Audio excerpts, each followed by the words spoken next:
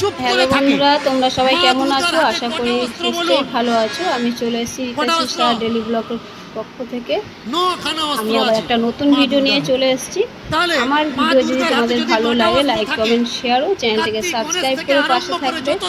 আজকে তোমাদের ভালোবাসায় আমি এখানে, তোমরা এরকম ভাবে আমার পাশে থাকো। তোমাদেরকে অনেক অনেক ভালোবাসা। ভিডিওটা শুরু করলাম, ভিডিওটা দেখতে থাকো তোমরা। তোমাদেরকে অনেক অনেক ভালোবাসা। মা কালীর খাড়া মিস হতে পারে, কম মারবেন, গলা কাটতে পারে, নাও কাটতে পারে। মা দুর্গা ত্রিশূল ঢুকিয়ে দেন, ও ঢুকতে পারে, নাও ঢুকতে পারে। কিন্তু আমাদের সংসারে বাংলার মায়েদের কাছে যে অস্ত্র আছে, এই বারটা একটু কমাও, বেসটা কমিয়ে ট্রাভেলটা বাড়াও, গেনটা বাড়িয়ে দাও। এইবার বাংলার মায়েদের হাতে যে অস্ত্র আছে, ইন্দ্রের বজ্র ফেল, কিন্তু এই অস্ত্র ফেল নয়। বলে দেবো কি মা, মায়েদের কাছে কি অস্ত্র আছে? দেবদেবীদের হাতে থাকে, আর মায়েদের ট্রেনে টামে বাসে কেউ ডিস্টার্ব করছে, খাপ থেকে বের করো, খাপ থেকে বের করো আর স্টার্ট করো। তুমি মনে করছো আমি একা, তুমি একা নও। তুমি তোমাকে একা বলে মনে করছো, তাই নারী কখনো একা নয়। এই নারী পুরুষকে জন্ম দিয়েছে, ভালো করে মনে রাখবেন। এই নারী, এ সৃষ্টিকে, জল আদি স্থলকে কে জন্ম দিয়েছে? কোনো না কোনো মাই জন্ম দিয়েছে। এই নারী কখনো ভীরু না, এই নারী কখনো নিঃস্ব না। নারী যদি জানতে পারে সে কত বলশালী, সে কত শক্তিশালী, তাহলে নারী অপমান পৃথিবীতে সেদিন থেকে আর হবে না, বন্ধ হয়ে যাবে। মন দিয়ে শুনুন, আমি প্রথমেই বলেছি রামায়ণ মহাভারত গালগপ্পের গ্রন্থ। কেন বলেছি গালগপ্পের গ্রন্থ? প্রমাণ দেখে নিন। সীতাকে তুলে নিয়ে গেছে রাবণ। রাবণ যখন তুলে নিয়ে গেল, যুদ্ধ করে যখন সীতাকে ফিরিয়ে আনলো, সীতা বললে, হে প্রভু, আপনি আমার জন্যে রাবণকে পরাস্ত করেছেন, এর জন্যে আমি ধন্য।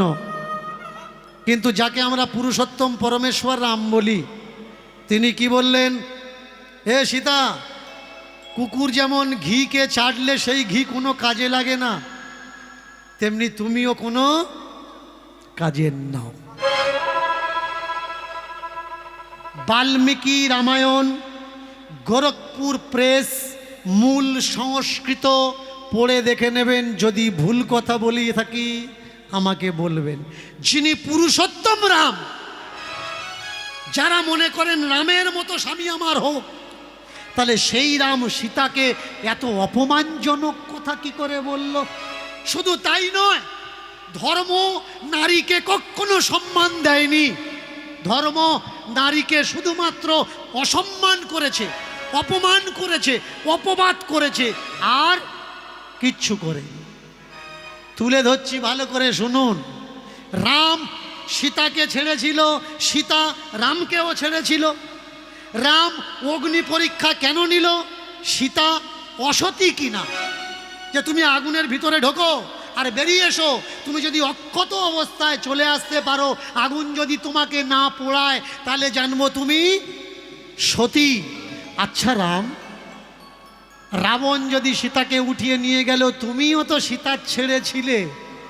সীতার সতীত্ব পরীক্ষা নেওয়ার জন্যে সীতাকে আগুনের ভিতরে ঢোকানো হলো, তুমি কেন ঢুকলে না সতের পরীক্ষা দেওয়ার জন্যে?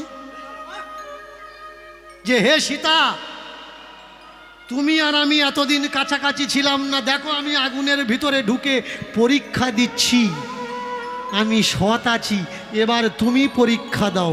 পরীক্ষাটা সংসারে শুধু নারীর বেলা, বেটা ছেলেরা কি কোনো দোষ করে না? পাড়ার মানুষ চোখ ঠেলে, ওই বউটা খুব খারাপ, ওই বউটা খুব খারাপ। কেন? ওই বউটার কাছে 8টা 10টা পুরুষ মানুষ গেছে, তাই ওই বউটা খারাপ। বলুন তো, কোনো বেটা ছেলে যদি ওই বউটার কাছে না যেত, ওই বউটা কি খারাপ হতো? ওই বউটাকে কে খারাপ করেছে? পুরুষ মানুষে খারাপ করেছে। তাহলে সেই পুরুষ শাসিত সমাজে নারীর সম্মান কোথায়? নারীর সম্মান নেই।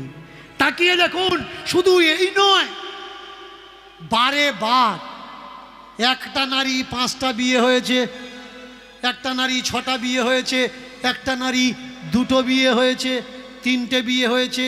আর বেটা ছেলেগুলো মেয়েদের বললে পতি ছাড়া যদি অন্য পুরুষের কথা ভেবেছ, অগ্নিকুণ্ডে নরকে পড়বে, তেল টকবক করে ফুটবে, তার ভিতরে জমদূত তোমার হাত পা বেঁধে ফেলে দেবে। মেয়েরা দেখলো বাবা অন্যদিকে চেয়ে লাভ নেই, রান্নার সময় 2-1 ফোঁটা হাতে পড়ে, তাই যা অবস্থা হয়। আর মরার পরে যদি তেলের কড়ার ভেতরে ঢুকিয়ে দেয় তাহলে কন্ডিশন কি হবে? তাহলে মেয়েরা যদি অন্য কারোর কথা ভাবে, এদের তেলের কড়ায় ফেলে দেওয়া হবে। কিন্তু বেটা ছেলে, এর বেলা কিচ্ছু হবে কেন ভাই? শাস্ত্র থেকে, বৈদিক যুগ থেকে, পৌরাণিক যুগ থেকে, ঐতিহাসিক যুগ থেকে, সেখান থেকে আজও পর্যন্ত তোমরা 2টো 3টে 4টে বিয়ে করতে পারো। আর মেয়েরা যদি করেছে সেই জায়গায় অসুবিধে, মেয়েরা চরিত্রহীন। তোমরা 4টে মেয়ের সঙ্গে সম্পর্ক রাখতে পারো, একটা মেয়ে যদি 2টো ছেলের সঙ্গে সম্পর্ক রাখে সে অপরাধ। জন্যে দোষী কারা? আপনি, আমি, আমরা প্রত্যেকেই যারা এখানে আছি দাঁড়িয়ে। একটা মানুষ বলতে পারবেন না যে এই ভাবনা আমরা ভাবি না। ঠাকুর, আমরা একটু অন্যরকম ভাবি। আমি প্রমাণ দিয়ে দিচ্ছি, বুকে হাত দিয়ে তারপর বলবেন যে আপনি পুরুষ শাসিত নিয়ম মানেন না, সার্বজন সুখিনা ভবন্তুহু, এই নিয়মটা মানেন। আপনার ছেলে যদি রাত্রিরে মেলায় যায়, আপনি কি বলবেন? এই কোথায় গেছিলিস রে? বাবা মেলায় গেছিলাম। ভোরবেলা এসে ঢুকলি, এতক্ষণ কোথায় ছিলিস বলে যেতে পারিসনি? কিন্তু আপনার মেয়েটা যদি রাত্রে মেলায় যায়, আপনি কি বলবেন? তাকে 2টো একটা কথা বলে ছেড়ে দেবেন না তার গালপাটিটা লাল করবেন? গালপাটিটা লাল করবেন কেন ভাই? বেটা ছেলের গালটা লাল হলো না, তোমার মেয়েটা রাত্রে মেলায় গেছে বলে তার মারধর কেন? নারীর বুঝি কোনো সম্মান নেই? নারীর বুঝি পৃথিবীতে কোনো ইজ্জত নেই? নারীর উপরে অত্যাচার, স্বামী মারা গেছে, ভালো কাপড় পরতে পারবে না। চমৎকার বিষয় কি জানেন? এই গতকাল আমি কেনাকাটা করছিলাম আমার মাকে নিয়ে, যে দোকানে যাচ্ছি, এই মাফলারটা দাও তো, তা চোখ ঠেলছে আমার মাকে চোখ ঠেলছে, লাল পরতে নেই তোমার। কেন না? আমার বাবা চলে গেছে তাই, মারা গেছে তাই। আমি বললাম, মা টাকার, তোর না আমার। মালটা হয়তো তোর, জিনিসটা তোর, টাকা দেবে কে? তুই না আমি। আমার মাকে কি পরাবো আমায় বুঝতে দে, তুই জ্ঞান দিস না। কেন? স্বামী মারা গেলে সাদা কাপড় পরতে হয়, রঙিনটা পরতে পারবেন না। কেন পরতে পারবেন না? আপনি বিধবা, আপনি মাছ মাংস খেতে পারবেন না। কেন? আপনার স্বামী মারা গেছে, আপনি বিধবা। আপনি কোনো বিয়ে বাড়িতে যেতে পারবেন না, কোনো মন্দিরে, কোনো পূজা বাড়িতে যেতে পারবেন না, আপনি কোনো ঠাকুর ঘরে ঢুকতে পারবেন না। কেন? আপনি বিধবা। বলুন তো, এই পুরুষ শাসিত সমাজের পুরুষদের আমি জিজ্ঞাসা করছি, স্বামী যদি মারা যায়, মেয়েদের এতগুলো নিয়ম, সাদা পরতে হবে, ছাঁকা খুলতে হবে, লোহা খুলতে হবে, পলা খুলে দিতে হবে, সিঁদুর মুছে দিতে হবে। কারোর বউ যদি মারা যায়, সে কি করবে?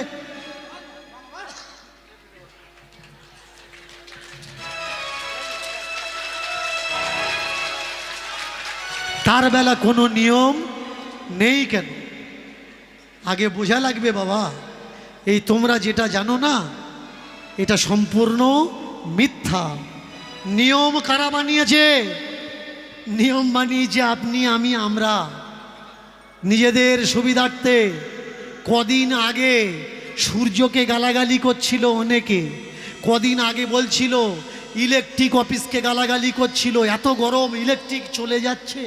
পাকাটাকে বলছে পোড়ার মুখো, জোরে ঘুরতে পারি না, গায়ে হাওয়া লাগে না। যে রোদ্দুর থেকে গালাগালি করছিল, এই কদিন, বেশি দিন না, 1-1.5 মাস মতো হচ্ছে, এখন বলছে বাবা রোদটা একটু তেজ হতে পারে না। যদি পাখাটা জোরে ঘোরে, পাখা চালিয়েছিস কি? সময় পাল্টেছে, নিয়মও পাল্টে গেছে। সময় পাল্টেছে, নিয়মও পাল্টেছে, খান পান পাল্টেছে, এলাক পোশাক পাল্টেছে, তাহলে সত্য যুগ পাল্টেছে, ত্রেতা যুগ পাল্টেছে, দাপর যুগ পাল্টেছে, কিন্তু সেই নিয়মগুলো আমরা কেন এখনো ধরে আছি? কলিযুগে কেন পাল্টাচ্ছি না সেই নিয়ম? এক মেয়ে স্বামী মারা গেছে 4-5 বছর, শাশুড়িকে বলছে, ও মা একটা কথা বলবো, কিছু মনে করবে না? বললে না। বল দেখি বাবা, কি বলছিস?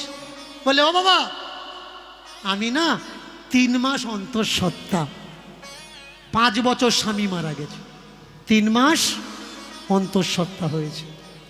শাশুড়ি চুপি চুপি খবর দিলে মেয়েটার বাবা, কাকা, জ্যাঠামশাই, পাড়ার লোকজন থেকেছে, ডেকেছে, মোড়লদের ডেকেছে, গ্রামের উঠোনে গরমের সময় হ্যাচাক লাইট জেলে, এখন তো তখন আর কারেন্ট ছিল না, হ্যাচাক লাইট জেলে কয়েকশো মানুষ এক জায়গায় বসে, ঝানলা পাতা আছে, চট বিছানো আছে, মাঝখানে মেয়েটাকে ডেকে পাড়ার মোড়ল জিজ্ঞাসা করছে, বৌমা সত্যি কথা বলো, ছেলেটা কার, বাচ্চাটা কার? বলুন। ওই মেয়ের বাবা জ্যাঠা ওই সমাজে মাথা উঁচু করে থাকতে পারবে কি? মেয়েটার বাবা জ্যাঠামশাই মাথাটা নিচু করে আছে, আর বৌমা উঠে দাঁড়িয়েছে, করজোড়ো করে বলছেন, আপনারা সত্যি বিশ্বাস করুন, আমার গর্ভে যে ছেলে, এই ছেলেটা কোনো কলঙ্ক নয়, স্বর্গের রাজা ইন্দ্রের ঔরসে আমার গর্ভে বাচ্চা এসেছে। বললে, আবার বলছি সত্য কথা বলো, মিথ্যে কথা বলার জায়গা পাওনি। ইন্দ্রে স্বর্গের রাজা, সে তোমার গর্ভে বাচ্চা দিল কি করে? বললে, শোনো, আমি এক বাবাজিকে সেবা করেছিলাম, বাবাজি মন্ত্র শিখিয়ে দিয়েছিল, আর সেই মন্ত্র দ্বারা আমি যাকে খুশি তাকে চাহিদা করতে পারি। তা আমি দেখলাম আমার স্বামী একা, তার ভাইটাই কেউ নেই, আমি মরে গেলে আমাদের বংশে প্রদীপ জ্বালানোর মতো কেউ থাকবে না, বংশ প্রদীপ থাকবে না, তাই বাচ্চা নেওয়ার জন্যে ইন্দ্রকে মন্ত্র উচ্চারণ করে ডাক দিলাম, সে আমার গর্ভে পুত্র সন্তান দিয়ে দিল। গ্রামের মোড়ল মশাই বললে, বৌমা কি করতে ইচ্ছা হচ্ছে জানো? তোমাকে 4 হাত পা বেঁধে ওই খালের জলে চেপে তোমায় মেরে দিই, তোমার 4 হাত পা বেঁধে কাঠ সাজিয়ে চিতা তৈরি করে তার উপরে জ্বালিয়ে তোমায় তুলে দিই। তোমার ইচ্ছা করছে কি জানো? ঘাড় ধাক্কা দিয়ে এই বাড়ি থেকে নর্দমার দিকে তোমায় ফেলে দিই। বৌমা বললে, হ্যাঁ আমায় দাও। আমি এতবার করে বলছি, তোমরা বিশ্বাস করছো না। তাহলে মহাভারতে যে লেখা আছে, কুন্তির গর্ভে, মাদ্রির গর্ভে দেবতারা পুত্র দিল, বললে ভারতে হতে পারে, মহাভারতে হতে পারে। তাহলে মহাভারতে যদি হতে পারে, বাস্তবে হয় না কেন? বাস্তবে যখন হয়েছে তখন আমাকে বলছেন, এই মেয়েটা দুশ্চরিত্রা, এর মুখ দেখলে পাপ হবে, বাড়ির থেকে বের করে দাও। তাহলে যে দুশ্চরিত্রা মেয়েদের কথা মহাভারতে, রামায়ণে লেখা আছে, সেই গ্রন্থ লাল কাপড় বেঁধে পূজা করছো, বাড়ির থেকে নর্দমায় ফেলে দাও না কেন? কি করার দরকার? ওগুলো ধর্মগ্রন্থ, ওগুলো নোংরা কথাগুলো প্রণাম করছো। আর বাস্তবে যদি সত্যি সত্যি কোনো দেবতা এসে কারোর গর্ভে বাচ্চা দেয়, তখন সেটা অসমাজ, কলঙ্কের মতো কাজ। আসলে কি জানেন মোড়ল মশাই, আমি 3 মাসের অন্তঃসত্ত্বা না, আমি আপনাদের চেক করছিলাম মহাভারত আপনারা কতটা মানেন, রামায়ণ আপনারা কতটা মানেন।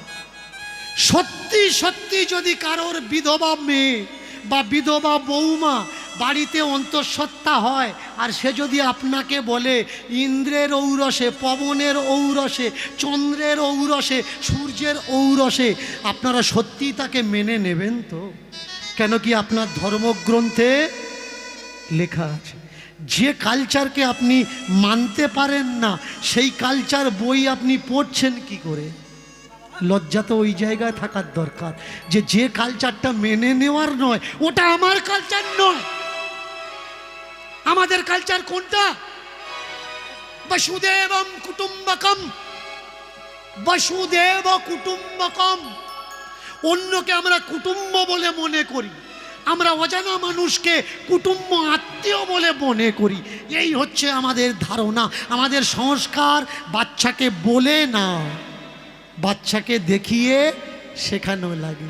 এবার প্রদীপ খানা নিয়ে, এবার প্রদীপ খানা নিয়ে, এবার প্রদীপ খানা নিয়ে, এবার প্রদীপ খানা নিয়ে, এবার প্রদীপ খানা নিয়ে, এবার প্রদীপ খানা নিয়ে, এবার প্রদীপ খানা নিয়ে, এবার প্রদীপ খানা নিয়ে। মিষ্টি মিষ্টি উলুধ্বনি জয়ধ্বনি, পুষ্প বৃষ্টি উলুধ্বনি জয়ধ্বনি দিয়ে, পুষ্প বৃষ্টি উলুধ্বনি জয়ধ্বনি দিয়ে, পুষ্প বৃষ্টি উলুধ্বনি জয়ধ্বনি দিয়ে। আরতি করে গো, আরতি করে গো, আরতি করে গো, আরতি করে গো, মিষ্টি মিষ্টি উলুধ্বনি আরতি করে গো, মিষ্টি মিষ্টি উলুধ্বনি আরতি করে গো, মিষ্টি মিষ্টি জয়ধ্বনি আরতি করে গো। আর মিষ্টি মিষ্টি জয়ধ্বনি আরতি করে গো। ফল আদি মিষ্টান্ন তাহাতে সাজাইল, আর ফল আদি মিষ্টান্ন তাহাতে সাজাইল, এবার ফল আদি মিষ্টান্ন তাহাতে সাজাইল, এবার ফল আদি মিষ্টান্ন তাহাতে সাজাইল। এবার প্রসাদ নিবেদন করি জয় জয় দিল, প্রসাদ নিবেদন করি জয় জয় দিল, এবার প্রসাদ নিবেদন করি জয় জয় দিল। এবার প্রসাদ নিতাই নিবেদন গৌর করি হরি হরি। জয় জয় দিল, এবার প্রসাদ নিবেদন করি জয় জয় দিল, এবার প্রসাদ নিবেদন করি জয় জয় দিল।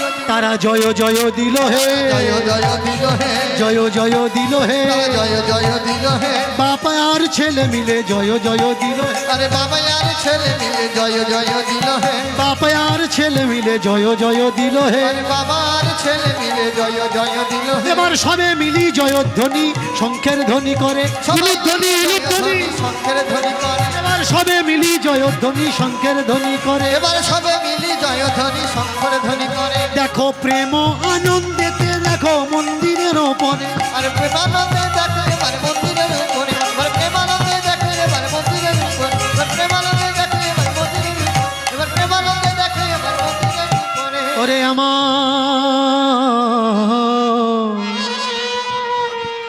ওরে আমার কেশব, আহা দেখ বাপ চাহিয়া, এই হলো আমাদের রক্ষাকর্তা, এই হলো আমাদের ত্রাণদাতা। কিঞ্চিত কৃপা যদি হয়, কিঞ্চিত করুণা যদি হয়, এ মানব জন্ম ধন্য হয়ে যায়। ছোট্ট কেশব বাবাকে জিজ্ঞাসা করছে, বাবা এই যে পাথরটা পূজা করছো এটা কে? কে এটা? এটা আমাদের রক্ষাকর্তা, ত্রাণদাতা, প্রাণদাতা, মানদাতা, ভোক্তাদাতা, ইনি সর্বে সর্বা। হায় হায় হায় হায় বাবা, পাথর কখনো কেউ কাউকে রক্ষা করতে পারে? পাথর কি কখনো কাউকে খাওয়াতে পারে? পাথর কি কখনো মান দান দিতে পারে? পারে রে বাবা, পারে কেশব। আচ্ছা বাবা, এই তো কত জায়গায় মন্দির ভেঙে দিচ্ছে, তা কই মূর্তি তো কিছু বলছে না। ওরে বাপ, মূর্তি কেন বলবে? মূর্তি তো শ্রদ্ধার চিহ্ন মাত্র। বুঝলাম না বাবা। শোনো, মন্দিরে যে মূর্তিটা আমরা পূজা করছি এটা ভগবান নয়, ভগবানের মূর্তি মাত্র। যেমন আমি তোমার বাবা, তুমি যদি আমার কোনো ছবি তৈরি করো, ওই ছবিটা কি তোমার বাবা না বাবার ছবি? বললে বাবা ছবিটা তুমি নাও, ওটা বাবার ছবি মাত্র। সেই ছবির ওপরে যদি কেউ অত্যাচার করে, টর্চার করে, ছবি কি প্রতিশোধ নিতে পারে? নিতে পারে না। ওটা বাবা নয়, ওটা বাবার ছবি মাত্র। তদ্রূপ এই যে মন্দিরে আমরা মূর্তি পূজা করি, এটা কি? এগুলো হলো শ্রদ্ধা, যে তুমি তাকে কতটুকু শ্রদ্ধা করো। বাবা, এই যে ফল ফুলগুলো দিলে, এই যে নৈবেদ্য দিলে, আরতি করলে, সত্যি কি ভগবান খায়? জানিস রে কেশব, ভগবান খায় না। তবুও দিই কেন? দেওয়াটা হলো শ্রদ্ধার লক্ষণ, যে দেখো হে জগৎ শ্রেষ্ঠ পুরুষ, হে যুগ পুরুষোত্তম, আমার সংসারে যা জুটেছে আমি তোমাকে না দিয়ে গ্রহণ করব না। এটা হলো শ্রদ্ধা। এই মূর্তি পূজা এটা কাদের সংস্কার? এটা সনাতনীদের সংস্কার। তাই আজও পর্যন্ত প্রত্নতত্ত্ববিদেরা, আর্কোলজিস্ট এভিডেন্স খোঁজার জন্যে মাটি যখন খোদাই করে মূর্তি ওঠে। কেন? ভারতবর্ষের মানুষ মূর্তি পূজা করতে ভালোবাসে, মূর্তিতে তার ভগবানকে দেখতে ভালোবাসে। তবে হ্যাঁ, আপনার ইতিহাস জানা লাগবে মূর্তির, কোন মূর্তি পূজা করবেন আর কোন মূর্তি পূজা করবেন না। আপনাদের এই কাছেই একটা বড় মন্দির আছে দক্ষিণেশ্বর, বাবা দক্ষিণেশ্বরের মন্দির, বেশি দূরে না কিন্তু। আর এইদিকে চলে যাবেন দক্ষিণের দিকে, একটা মন্দির আছে বামন গাজীর মন্দির। বামন গাজীর মন্দিরে অনেকে ধাড়ি ধাড়ি মোরগ নিয়ে যায়, ওদের পেঁচড়া করা আছে, ছেড়ে দেবেন, ওরা ধরে নিয়ে পেঁচড়ার মধ্যে দিয়ে দেয়। বামন গাজীর পূজা বাংলায় হওয়া উচিত না। কেন উচিত না? এর জন্য বনবিবি গ্রন্থটা পড়বেন। যিনি দক্ষিণেশ্বর তিনি বাংলার রক্ষা করেছেন নাকি বামন গাজী বাংলার ক্ষতি করেছেন? এই সুন্দরবন অঞ্চল অনেক বিস্তৃত এরিয়া, এই সুন্দরবনকে রক্ষা কে করেছেন? দক্ষিণেশ্বর। সেই দক্ষিণেশ্বরকে আমরা কিন্তু পূজা করি না, জানি না, চিনি না, কিন্তু বামন গাজী মন্দিরে পূজার জন্য আমরা ছুটে যাই। এই বামন আর গাজীকে, একজন মুসলমান একজন হিন্দু, দুজন মিলে চক্রান্ত করে দক্ষিণেশ্বরকে মেরে ফেলে। আর আমরা কাদের পূজা করছি? যে আমাদের রাজা, যে আমাদের রক্ষার ভার নিয়েছিল, তাকে যারা হত্যা করেছে তার হত্যাকারীকে আমরা পূজা করছি আজও পর্যন্ত। এ পূজা বন্ধ হওয়ার দরকার। বাবা, এই যে আমরা পূজা করছি, দেবতা খায়, ভগবান খায় না রে বাবা, ভগবান খায় না। কিন্তু ভগবানকে তুমি কতটা বিশ্বাস, কতটা একাগ্রতা দিতে পারো, এটা তোমার কাছে তোমার পরীক্ষা মাত্র, এছাড়া আর অন্য কিছু না। ধন সম্পদের মধ্যে ছিল কিছু গোধন সম্পদ, গরু বাছুর। ওই ছোট্ট ছেলেটাকে নিয়ে চড়াতে যায়, আবার বিকালবেলা ফিরে আসে। দুই বাবার ছেলেতে রুটি করে নিয়ে যায়, রুটি খায়, আবার গরু নিয়ে সন্ধ্যার সময় চলে আসে। একদিন ছেলে বাবাকে জিজ্ঞাসা করছে, বাবা ওই যে সেদিন বলেছিলে ভগবান মূর্তি পূজা প্রসাদ ভক্তি শ্রদ্ধা, তখন অতটা বুঝতে পারিনি, একটু বলবে বাবা? কি? আচ্ছা, তুমি যে এই ভগবানকে এত ভক্তি শ্রদ্ধা করো, এই শ্রদ্ধাটা আমার ভিতরে কি করে আসবে? আমার ভিতরে কি করে আসবে? বলে কারোর মাধ্যম দিয়ে আসবে। সে মাধ্যমটাকে বলে যে কেউ হতে পারে। কেন তোমার থেকে আমার আসবে না? বলে শোন, বেশিরভাগ বাবা ছেলেতে হয় না, যদি হতো তাহলে দীক্ষা দেওয়ার জন্য অন্য কারোর ডাকতে হতো না, বাবা ছেলেকে দিয়ে দিত। কেন? এই গুরুর যে সম্পর্ক, গুরু আর শিষ্যের সম্পর্ক, এই সম্পর্কটা যদি একটু দূরের হয় তাহলে পবিত্রতাটা বজায় থাকে, একে অন্যের কথা শোনে। তাহলে বাবা এক কাজ করো, আমাকেও গুরুকরণের ব্যবস্থা করে দাও, আমাকেও গুরু ধরে দাও, যেই বলেছে আমাকে গুরু ধরে দাও, বললে গুরু কে কাকে ধরে দেবে? গুরু কি পৃথিবীতে আছে রে? গুরু পৃথিবীতে নেই। বলে তাহলে গুরু কোথায়? বলে গুরু আছে উপরে। কে? বলে এই যে যারা আমরা গুরু সাচ্ছি, মানুষ গুরু কখনো গুরু না। গুরু কে? বলে শোনো, গুরু সেজো না, গুরু সেজো না, গুরু সে জ না। গুরু সেজো না, গুরু সেজো না। সেজন বিনে এই পৃথিবীতে গুরু নেই একজন। ধ্রুব, প্রহ্লাদ সাধারণ রক্ত মাংসের মানুষ, তাকে দীক্ষা দেয়। আগে ক্ষেত্র তৈরি করো, দীক্ষা দীক্ষা করলে হবে না। তুমি যদি তৈরি না হও, দীক্ষা নিয়েও তোমার কিছু হবে না। তুমি দীক্ষা নিয়েছ, মালা জপছ, তিলক সেবা করছো, কিন্তু বাটকারাতে মাল কম দিচ্ছ, ও দীক্ষা কোনো কাজে আসবে না।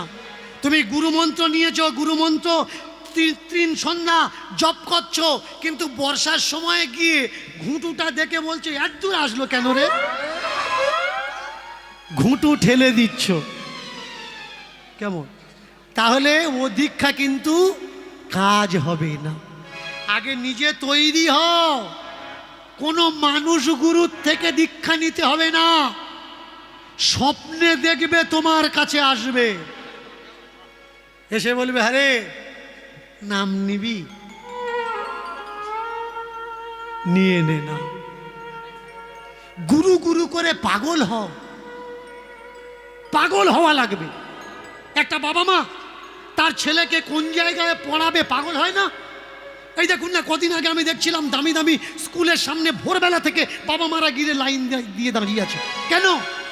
অ্যাডমিশন নেবে তাই। গুরু এমনি এমনি পাওয়া যায়? খুঁজতে হয়, অন্বেষণ করতে হয়, পাগল হয়ে যেতে হয়। দেখবে উপর থেকে তোমার ভিতরে আসবে। তোর কোথায় খোঁজা লাগবে না বাবা, ক্ষেত্র তৈরি কর। ও বাবা, উপর থেকে যদি না আসে, তাহলে কোন দিন দেখবি তোর সামনের থেকে চলে আসবে।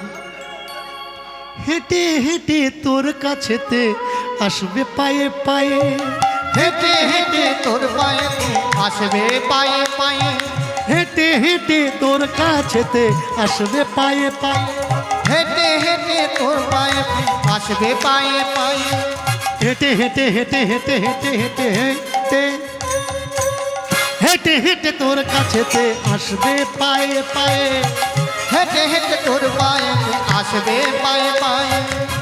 সেদিন নিশি চিনে খোকা, সেদিন নিশি চিনে, সেদিন নিশি চিনে কথা, সেদিন নিশি খোকা রে সেদিন নিশি চিনে খোকা, সেদিন নিশি চিনে, সেদিন নিশি চিনে খোকা, সেদিন নিশি চিনে, সেদিন যেন ভুল করিস নে, সেদিন যেন ভুল করিস না, সেদিন যেন ভুল করিস নে, সেদিন যেন ভুল করিস না, যেদিন তোর বাড়িতে আসবে সেদিন যেন ভুল করিস নে, যেদিন তোর বাড়িতে আসবে সেদিন যেন ভুল করিস না, আহা যেদিন তোর সামনে আসবে সেদিন যেন ভুল করিস নে, যেদিন তোর সামনে আসবে সেদিন যেন ভুল করিস না, যেদিন তোর বাড়িতে আসবে, যেদিন তোর সামনে আসবে, যেদিন তোর বাড়িতে আসবে, যেদিন তোর সামনে, যেদিন তোর বাড়িতে আসবে, যেদিন তোর সামনে আসবে, যেদিন তোর বাড়িতে আসবে, যেদিন তোর সামনে, যেদিন তোর বাড়িতে আসবে, যেদিন তোর সামনে আসবে, যেদিন তোর বাড়িতে আসবে রে খোকা, সেদিন যেন তুই চিনতে ভুল করিস না, সেদিন তাকে তুই চিনে নিবি। আচ্ছা বাবা, মেনে চলো স্বপ্নে আসলো না, আমার সামনে আসলো আমার গুরুজি, আমার গুরুদেব, আমি চিনব কি করে এ আমার গুরু? বললে বিচারে,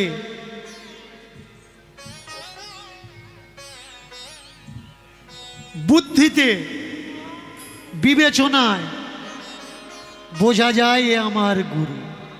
বলে বাবা আরেকটু পরিষ্কার করে বলে দাও।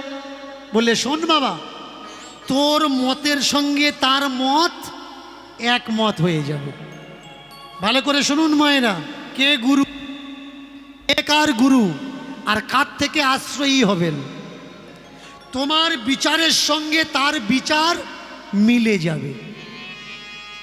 তাকে প্রথম দেখার পর মনে হবে এনাকে আমি আগের থেকে জানি, আমি চিনি।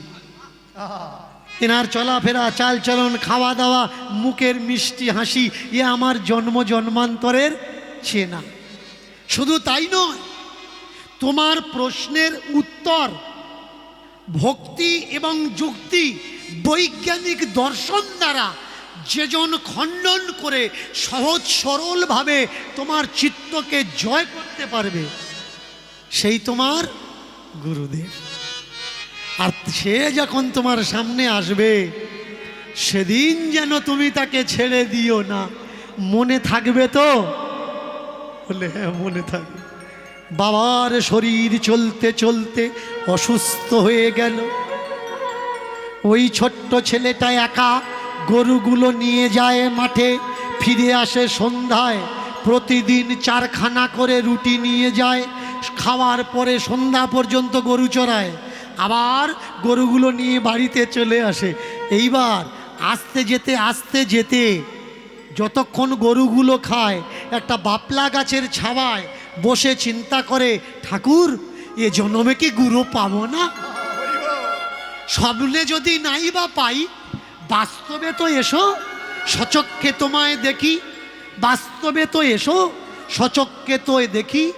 দিন যেতে যেতে একদিন দেখলো দুপুরবেলায় সবে রুটিগুলো খাওয়া দাওয়া করে বাবলা গাছের ছাওয়াতে বসে আছে, আর দূর থেকে তাকিয়ে দেখে একজন বাবাজি আসছে। হরি নাম তৎসৎ, নাম সত্য নামম কেবলম বলম, নাম পরমম ব্রহ্ম, ব্রহ্মৈ পরম নামম, ব্রহ্মস্বিদ্ধি প্রদায়ন, ব্রহ্ম জগত সমান। নাম করতে করতে এগিয়ে আসছে। এ দূর থেকে দেখে বললে, এতদিন কেউ আসেনি, এত বছর কাউকে দেখতে পাইনি, বাবার আমি কত বছর গরু চড়াচ্ছি, নিশ্চয়ই এ আমার গুরু হবে।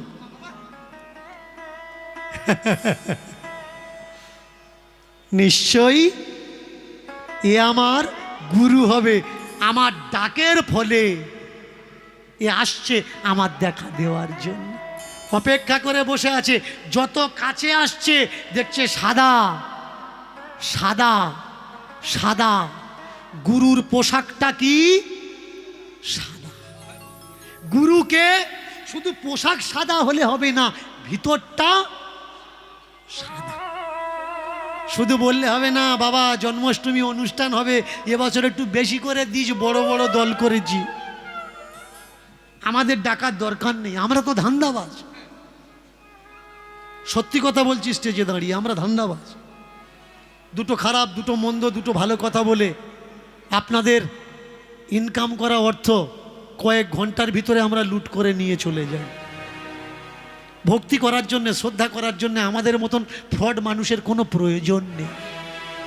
নিজেকে তৈরি করুন, নিজেকে তৈরি করবেন, আমাদের মতো মানুষের দরকার হবে না। আর যতদিন নিজেকে তৈরি করতে পারবেন না, ততদিন আমাদের মতন ফ্রডেরা চলে আসবে, আপনার ব্যাংকের অ্যাকাউন্টটা খালি করে দেখবে। সাধু সাবধান, গুরু থাকবে বসে, গাছের ফল গাছে থাকবে, বৃন্ত যাবে খসে। গুরু মহান হয় না, মহান শিষ্য হয়। আর শিষ্য যদি মহান হয়, তার নামে গুরুদেবের নাম হয়ে যায়। কে চিন্ত রামকৃষ্ণকে যদি নরেন না আসত? কে চিন্ত পরশুরামকে যদি ভীষ্ম না জন্মাত? তাহলে কে চেনায় গুরুকে? গুরু গুরুকে চেনায়? গুরু গুরুকে চেনায় না, শিষ্য গুরুকে চেনায়। শিষ্য যদি যজ্ঞবান হয়, শিষ্যের জয় গুরুর চোখের জল এনে দেয়। পরশুরাম আর ভীষ্মর যুদ্ধে যখন পরশুরাম হেরে গেল, পরশুরাম দাঁড়িয়ে কাঁদছে, অম্বা বললে, হে গুরুদেব, তাহলে আমার মনোবাসনা আর কি পূর্ণ হবে না? বললে, দেখ, যদি আমি জিততাম তবু আমি জিততাম, আর আজকের আমি হেরেছি, আমি হেরেও জিতে গেছি। কেন জানিস? আমি হেরে গিয়ে আমি হারিনি, আমার শিষ্য আমায় বুঝিয়ে দিলে আমার দেয়া বিদ্যা, এ বিদ্যা সাধারণ না, জগৎ জয় করতে পারে। গুরু শিষ্যের যুদ্ধে যদি শিষ্য পরাস্ত হয়, যে সদ্গুরু মুখে হাসিও থাকে, চোখে জলও থাকে। গুরুদেব সর্বদা শিষ্যের মঙ্গল কামনা করে। পরশুরাম বাণ যোজনা করেছে, কিন্তু বাণ ছাড়ার পরে বুকে হাত দিয়ে বলেছে যে আমার শিষ্যের যেন না লাগে। কেন? ছেলেটাও ছেলে, শিষ্যটাও ছেলে। কোনো বাবা কখনো চায় না তার ছেলের মঙ্গল হোক, অমঙ্গল হোক।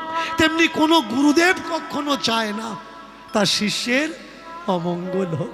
তাই গুরুদেবের শুধু বাইরেরটা সাদা থাকলে হবে না, ভিতরেরটা সাদা থাকতে হবে। যত কাছে আসছে দেখছে শুধু বাইরেরটা সাদা না, ভিতরটাও সাদা। করো জোর করে ডাকছে, এদিকে আসুন, এদিকে আসুন না, এই গাছের ছায়ায় একটু আসুন, বসুন, আমার কাছে এগিয়ে আসুন।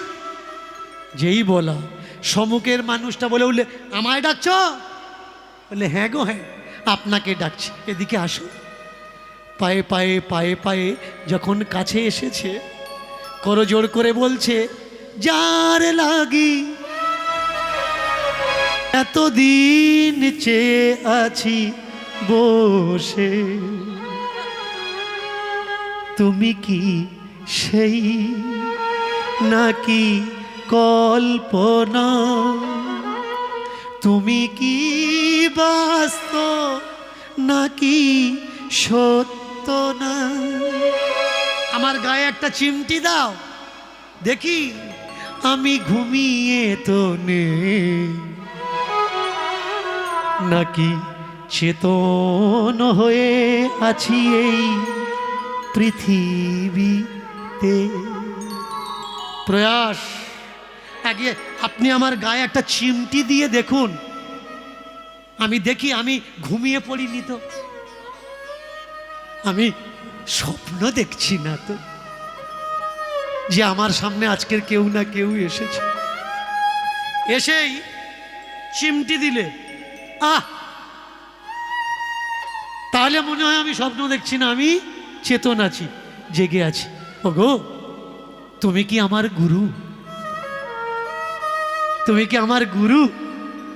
গুরু মানে আমার বাবা বলেছিল, কল্পনাতেও গুরু আসতে পারে, স্বপ্নেতেও গুরু আসতে পারে, আবার বাস্তবেও আসতে পারে। তুমি কি আমার বাস্তব গুরু? দেখবেন কিছু কিছু মানুষের গুরু সাজার শখ হয়, আর সেই শখ শুধু তাকে নয়, তার শিষ্যের ভবিষ্যকেও চুরমার করে দেয়। কারণ অন্ধ মানুষ নিজেও ডোবে, আর একজনকেও নিয়ে ডোবে। যদি সে দেখতে না পায়, জানবে কি করে সীমানা কোন দিকে আর নদীর পাড়টা কোন দিকে, মোহনা কোন দিকে আর স্থল কোন দিকে? এর জন্যে গুরুর জ্ঞান চোখটা হওয়া বড় জরুরি। বলে, হ্যাঁ গুরু? বলে, হ্যাঁ আমি গুরু। আসছিস কোত্থেকে? দেবভূমি থেকে আসছি। দেবভূমি মিন্স বৃন্দাবন, বৃন্দাবন থেকে আমি আসছি। চমৎকার। তাহলে এই যে আপনার কাঁধে যে ঝুলিটা আছে, এই ঝুলির মধ্যে কি আছে? কাঁধে কি আছে? ঝুলি আছে। আর ঝুলির মধ্যে কি আছে? বললে ভগবান আছে। একটা কাজ করবেন, আমি আমার বাবার মন্দিরে একটা ভগবান দেখেছি, আর আপনার ঝুলিতে একটা ভগবান আছে, একটু বের করে আমাকে দেখাবেন যে আপনার ভগবানটা দেখতে কেমন একটু দেখি। এবার বাবাজি, অনেকে সাধারণ মানুষ ভাবতো গা ফোলাচ্ছে, আমি আজকের থেকে গুরুজি হয়েছি। শুধু গুরুজি না, ঝোলার ভিতরে ভগবান। যারা ঝোলার ভিতরে ধ্যান ধারণা রাখে তারা কখনো গুরু নয়, তাদেরকে ঝোলা ছাপ বলা হয়। ধ্যান যারা এই দিকে রাখে, ধ্যান যারা ওই দিকে রাখে, তারাই প্রকৃত গুরু হয়। কষ্ট লাগে কোন জায়গায় জানেন? আজকের আমাদের সনাতন ধর্মের গুরুবর্গ যারা যারা দীক্ষা দিচ্ছে, আপনাদের এদিকে আছে কিনা জানি না, আমি অনেক দিকে যাই, দেখি দীক্ষা দেওয়ার পরে বলে দেয় কারোর হাতে খাওয়া যাবে না, অদীক্ষিতের হাতে জল খাওয়া যাবে না।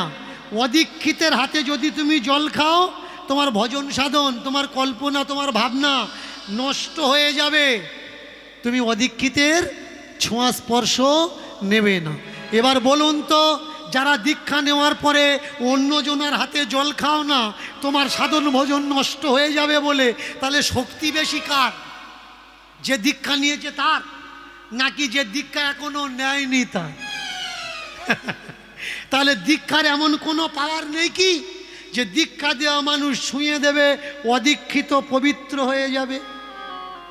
যে এক কলে আমরা জল খাচ্ছি, একই পুকুরে স্নান করছি, একই বাজারে বাজার করছি, তবু বলছি তোমার হাতের জল খাবো না, তোমার ছোঁয়া আমি নেব না।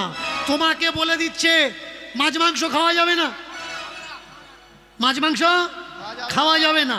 আচ্ছা, তোরা মাছ মাংস খাবি না, কলের জল তো খাস, কলের জল তো খাস, তা কলের ওয়াশারটা কিসের লাগানো? ও তো চামড়া দিয়ে তৈরি। তা চামড়া ধোয়া জল খাচ্ছিস, অসুবিধে নেই, মাছ মাংস খেলে অসুবিধে? তুমি বলবে আমি পুকুরের জল খাবো, তা পুকুরে তো এমনি মাছ অটোমেটিক স্নান করছে 24 ঘন্টা, এতে চামড়া ধোয়া জল, ওতে মাছ ধোয়া জল, এবার কোন দিকে যাবি বল?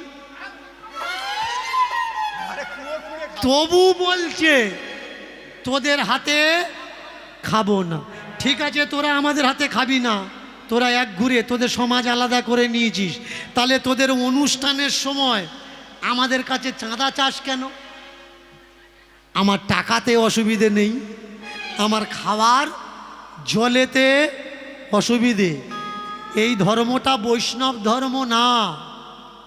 এই ধর্মটা কি ধর্ম জানেন? ভালো করে মন দিয়ে শুনুন, এই ধর্মটা ব্রাহ্মণ ধর্ম।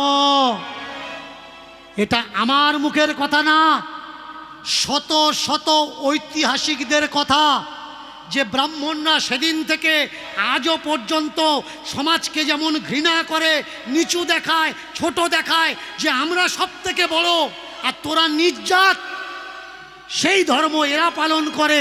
ব্রাহ্মণ ধর্ম পালন করে নিজেকে বৈষ্ণব বলে দাবি করে। আমার সঙ্গে কয়েকজন আর বসাবসি হয়েছে, বসাবসি হয়নি এমন কোনো বিষয় নয়, বসাবসি হয়েছে। এই সেদিন মেদিনীপুরের আসর, ওই আসরে অনেকজন এসেছিলেন, আমাকে আসরে ঘেরোয়া করেছিলেন।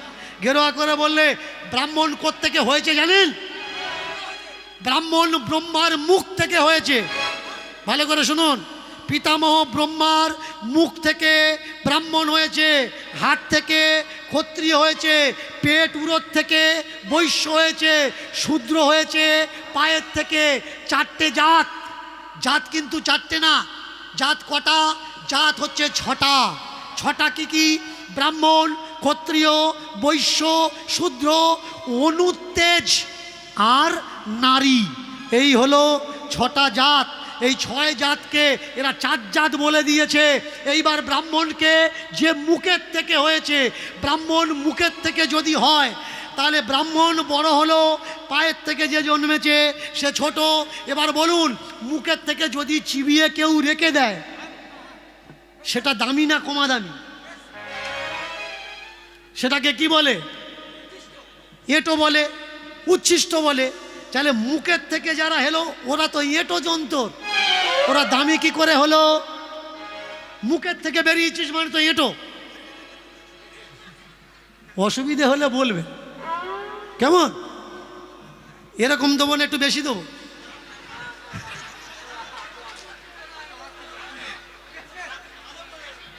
হাত তোলা লাগবে না কিন্তু, হাত তোলা লাগবে না, কেমন?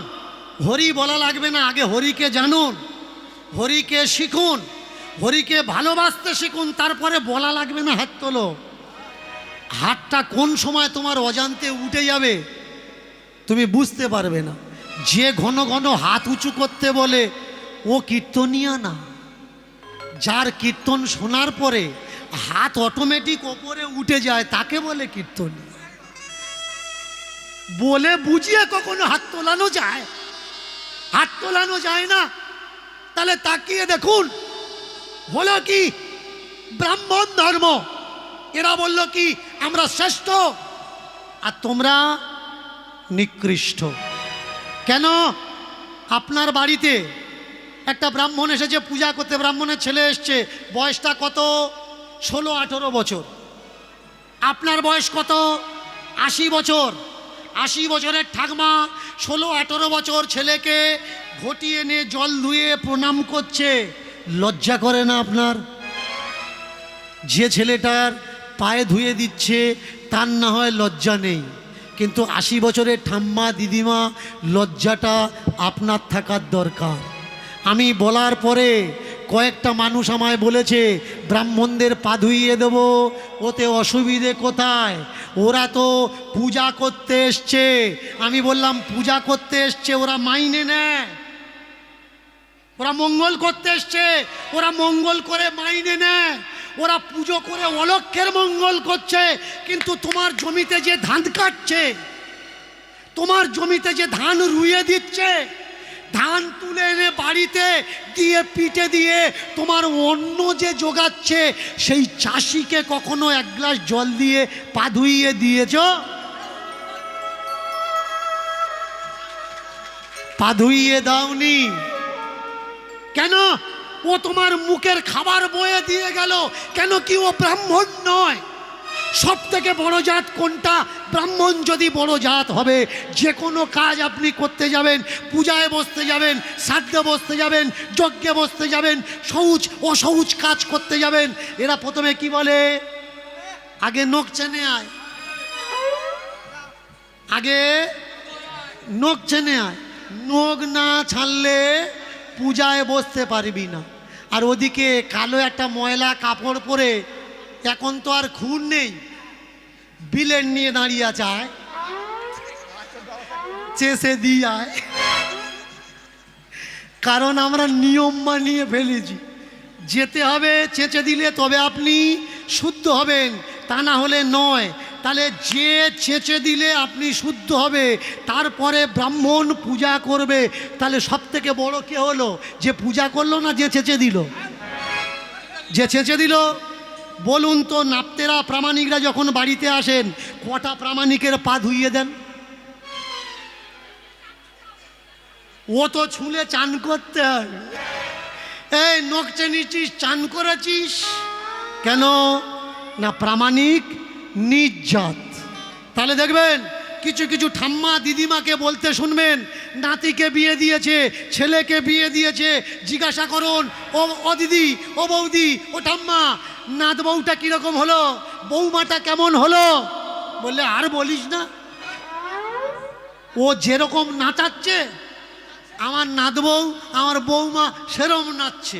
তার মানে বৌমার নাচুনিতে ছেলে নাচছে, নাতি নাচছে, নাত বউ নাচাচ্ছে, নাতি নাচছে, বৌমা নাচাচ্ছে, ছেলে নাচছে। তাহলে বড় কে, বৌমা না ছেলে? বৌমা সব থেকে বড়, কারণ বৌমা যা বলছে বৌমার কথায় উঠছে আর বসছে। তাহলে ওই ছেলের কর্তাকে, ওই ছেলের কর্তা হচ্ছে তার বউ, অন্য কেউ নয়। তাহলে বাবা, দুর্গা পূজার সময় তোমরা যখন আরতি করো, তোমাকে কে নাচাচ্ছে? মুচির ছেলে নাচাচ্ছে, তুমি নাচছো। সংসারে যদি বৌমা নাচায়, ছেলে যদি ছোট হয়, বৌমা যদি বড় হয়, দুর্গা পূজার সময় মুচির তালে নাচছে কে? ঠাকুর মশাই। তাহলে ঠাকুর মশাই বড় না মুচি বড়? কে বড়? ঠাকুর মশাই এসছে, পা ধুইয়ে দাও, জল নিয়ে এসো। মুচি যখন ঢাক নিয়ে আসে, ঢাকির পা ধোয়াও? কেন নয় ভাই, কেন নয়? কারণ মুচি, আরে মুচি নয়, মুচি। আগে বোঝা লাগবে কে বড় জাত। যে মানুষকে ভালোবাসতে জানে না সে হচ্ছে নীচ জাত, আর যে মানুষকে নিচু বানায় সে বড় জাত না, ও হচ্ছে বজ্জাত। ও বজ্জাত। সবার উপরে বেদ সব থেকে বড়। বেদ যদি বড় হয়, বেদে লেখা আছে কর্মই শ্রেষ্ঠ, কর্ম গুণে গুণ বিচার হয়। চতুর্গুণ মায়া সৃষ্টম গুণ কর্ম বিভাগস্য। বড়কে কর্ম গুণে মানুষের বিবেচনা করা হয়। গীতাতেও ভগবান শ্রীকৃষ্ণ বললেন কর্ম দ্বারাই মানুষ চিহ্নিত করা হয়। যদি কেউ পূজা পাঠ করে সে ব্রাহ্মণ, যদি কেউ যুদ্ধ করে সে ক্ষত্রিয়, কিন্তু যদি কেউ চাষাবাদের কাজ করে সে বৈশ্য, ব্যবসা বাণিজ্য করে সে বৈশ্য, আর যে পালকি বয় জোগাড়ে তাগাড়া করে সে হলো শূদ্র। তাই বলে এই নয় যে শূদ্রের ছেলে কখনো ব্রাহ্মণ হতে পারবে না। তাকিয়ে দেখুন, বিশ্বামিত্রকে ক্ষত্রিয়, ব্রাহ্মণ হয়েছে না কেন? সে মন্ত্র উচ্চারণ পূজা করার ক্ষমতা তার হয়ে গেছিল। তাহলে কর্মগুণে যদি তার নাম হয়, যদি কোনো ব্রাহ্মণের ছেলে ব্যবসা করছে সে বৈশ্য না হয়ে ব্রাহ্মণ কি করে হয়? আগে বোঝা লাগবে। যদি কোনো ব্রাহ্মণের ছেলে মিলিটারিতে চাকরি করছে, মানে যুদ্ধ করছে, তাহলে সে ক্ষত্রিয় না হয়ে ব্রাহ্মণ কি করে হয়? বিচার আপনাদের কাছে ভাই। আমি তো শুধু বলতে পারি, বলতে এসেছি। সমাজকে জাগরণ তো আপনারাই করবেন, কারণ আপনারা ছোট্ট ছোট্ট প্রদীপ, ছোট্ট ছোট্ট আলো। আমি একটা আলো জ্বালাতে এসেছি। যদি একটা আলো আপনাদের এই চন্দনেশ্বরে আমি জ্বালাতে পারি, কালকের কি হবে জানেন? ভালো করে মন দিয়ে শুনুন। একটি প্রদীপ যদি জ্বালাতে পারি, হাজার প্রদীপ জ্বলে উঠবে, হাজার প্রদীপ জ্বলে উঠবে। একটি প্রদীপ যদি জ্বালাতে পারি, হাজার প্রদীপ জ্বলে উঠবে, হাজার প্রদীপ জ্বলে উঠবে। একটি প্রদীপ যদি জ্বালাতে পারি, হাজার প্রদীপ জ্বলে উঠবে, হাজার প্রদীপ জ্বলে উঠবে। একটি মানুষ যদি জাগাতে পারি, একটি মানুষ যদি জ্বালাতে পারি, একটি মানুষ যদি জাগাতে পারি, একটি মানুষ যদি জ্বালাতে পারি, হাজার মানুষ জেগে উঠবে। একটি প্রদীপ যদি জ্বালাতে পারি, হাজার প্রদীপ জ্বলে উঠবে, হাজার প্রদীপ উঠবে।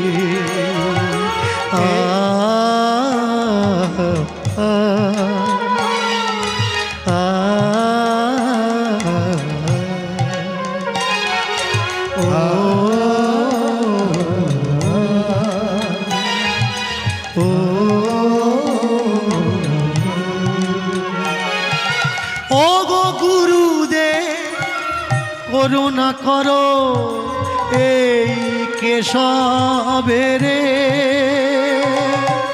ও গো গুরুদেব করুণা করো এই কেশবের সবেরে ও গো গুরুদেব করুণা করো এই কেশবের ও গো গুরুদেব করুণা করো এই কেশবের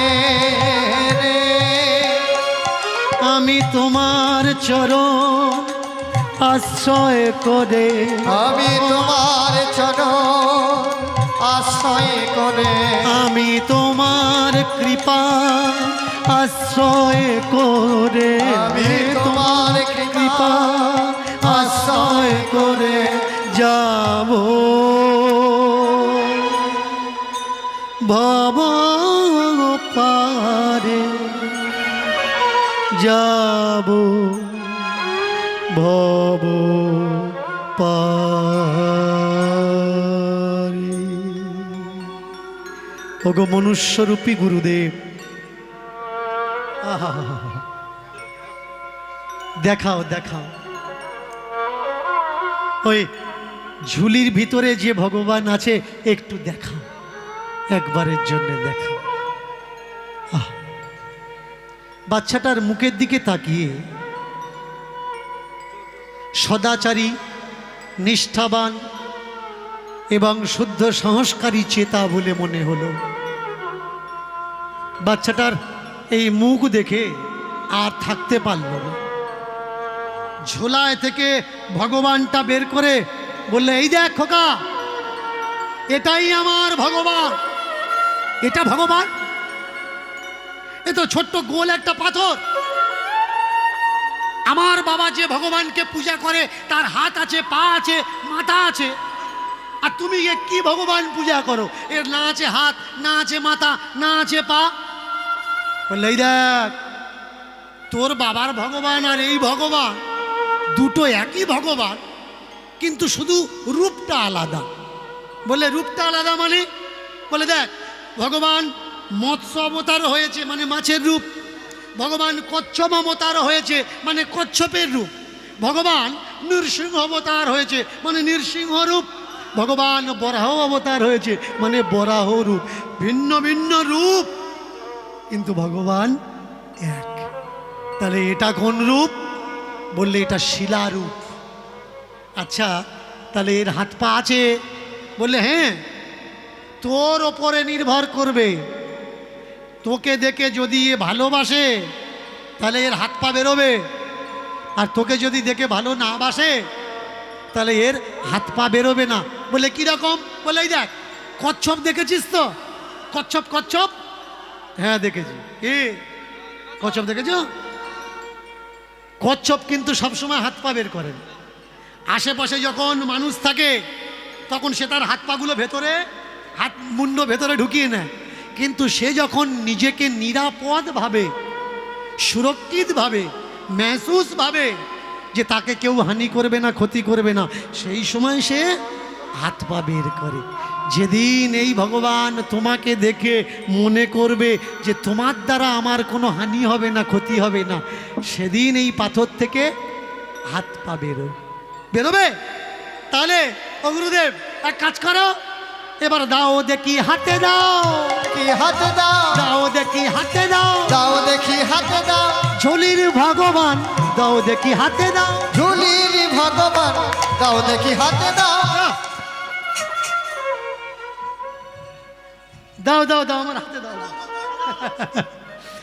এবার গুরুদেব দেখলে আমার কাছে তো অন্য ভগবান নেই, এই একটাই ভগবান, এখন এর হাতে দেবো, এর বয়স অল্প, আর ভগবান পেয়ে যদি এ দৌড় লাগায়, এ যত জোরে ছুটবে আমি কি অত জোরে ছুটতে পারবো? নিশ্চয়ই পারবো না। এর জন্য খোকা, ভগবান হাতেটাতে দেওয়া যাবে না, দূর থেকে দেখ। বলছে, সত্যি বলছি গুরুদেব, হাতে দাও, আমি তোমায় ফিরিয়ে দেব। ভালো করে খেয়াল করুন গুরুর কথা আর শিষ্যের কথা। গুরুদেব বলছে, ভগবান তোর হাতে দেবো না, আর শিষ্য বলছে, ভগবান হাতে দাও, আমি তোমায় ফিরিয়ে দেব। তার মানে কি, ভগবানকে কে ফেরাতে পারে? গুরুদেব পারে না। ভিডিওটা আর বেশি বাড়ালাম না, আমার ভগবানকে ভিডিওটা ফেরাতে এখানেই পারে শেষ করলাম। তোমরা একমাত্র এতক্ষণ ধরে শিষ্য। ধৈর্য সহকারে আমার ভিডিও দেখার জন্য তোমাদের সবাইকে শিষ্য ছাড়া অনেক অনেক ভগবানকে ভালোবাসা, আমার প্রাণ ভরা কেউ ভালোবাসা। মানাতে পারে না। তোমরা এতক্ষণ ধরে আমার ভিডিওটা ধৈর্য সহকারে দেখেছো, এর জন্য তোমাদের সবাইকে অনেক অনেক ভালোবাসা। এরকম ভাবে আমার পাশে থেকো, যখন পিতামহ ভীষ্মের ওপরে ভগবান সবাই ক্রুদ্ধ ভালো থেকো, হয়েছিলেন, সুস্থ থেকো, এই শান্ত কে কামনাই করেছে? করি। সবাই ভালো থাকবে, টাটা।